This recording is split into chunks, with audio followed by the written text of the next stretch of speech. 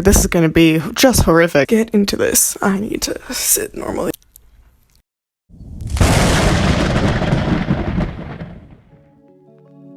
First off, I wanted to say thank you for your video. I found it, I don't know, nice. As someone who started filming themselves, and who's someone who's trying to put one of their concrete opinions in it that will be solidified and maintained instead of, you know, existing in the everyday world of being airy-fairy, of you say something in a pub and then it doesn't really matter the next day because no one's gonna really remember that except maybe you, which is where I guess all the problems come from. As someone who's starting to film themselves and put out concrete opinions in this world, I understand it is extremely difficult and just excruciating to do so.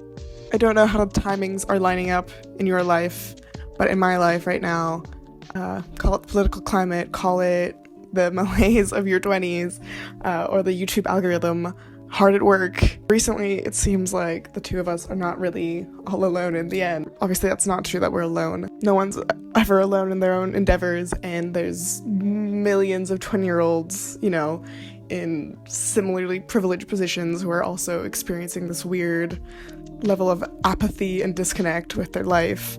But hearing it from someone like you, I guess, is a little bit refreshing, because given that this is a social platform, you always see it coming out as, I don't know, a form of content. I don't even know how to explain it. Disingenuous.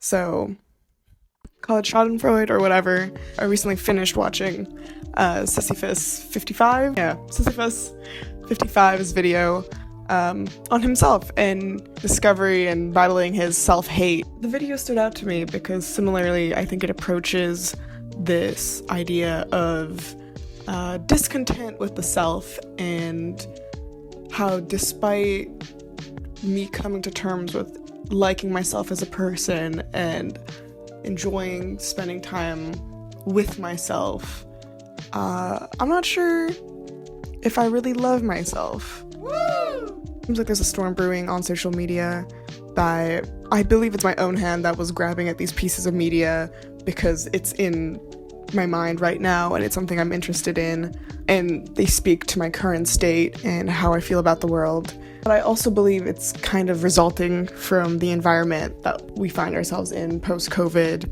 and a little bit post-productivity, post-TikTok as well, where you have this constant stream of disparate medias, but all in these weird, tiny, digestible forms, which I think add to a different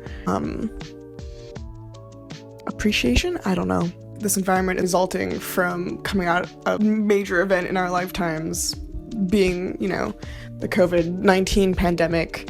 You know, that one. I'm sure you remember it. What you described as a safe space to coddle yourself in, I also see as something I've built around myself in my own way. Not that I'm not going out and taking risks, but recently moved countries, and after spending a couple months here, it seems I've kind of built this environment around me where I have somewhere I can go and be completely uninterrupted and kind of dig myself into misery again, because as they say, travel's not going to cure your ails, because whatever you're holding in is going to fucking come with you no matter where you go. Hide myself away in these environments or in these spaces because I can hide myself from judgment. True judgment, which is other external judgments. I can't stop strangers from staring at me when I go in public and making opinions of me, or on my social media or my personal Instagram. More than recently, I've talked to strangers and people I've never met more than ever in my life, and I've definitely changed over the last couple of years, where this internalized shame and embarrassment and apprehension to speak to new people has slowly melted off of me. I've danced and I've sung in public more than ever, and I've talked to myself on the tube, but at the same time, these people do not get close to me. These people do not approach my inner world. These people do not get the chance to pass judgment that will hurt in any way. I am very scared to make mistakes. I'm scared to say the wrong things, that I won't be forgiven for my actions or my words. More importantly, that I might not forgive myself.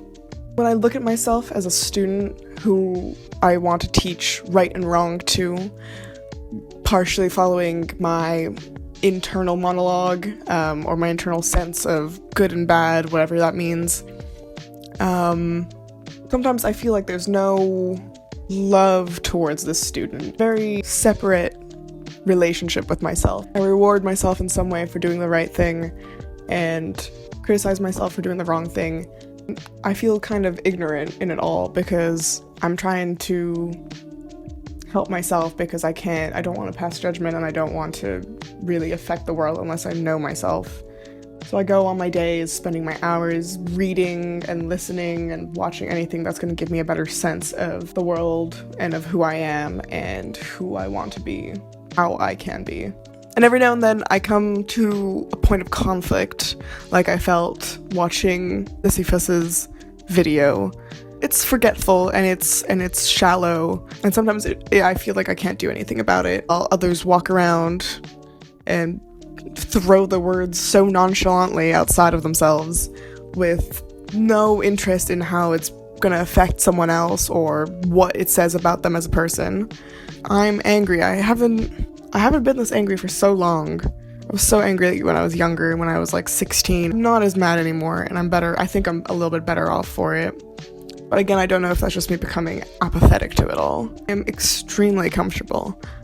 Even having moved across the world and leaving everything I've known behind, all the comforts and joys and also all the troubles that it comes with, I've built another world of comfort for myself here. And I've got my spaces and I have my routines, and I'm thankful in my bones for all of it, that I can be comfortable on the other side of the world again.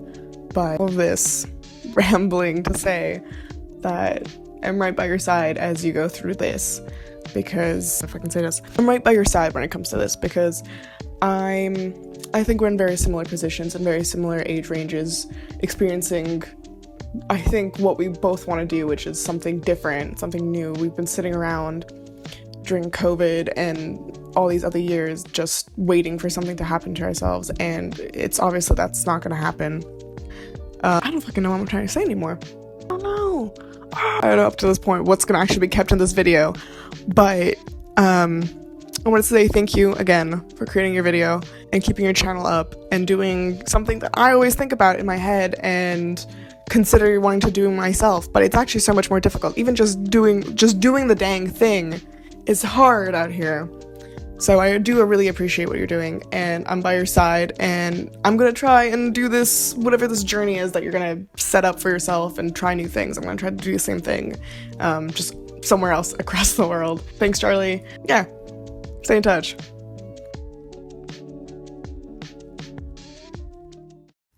It's just like taking a really long voice note, except you're, also looking at me and I can't stop fidgeting. Okay.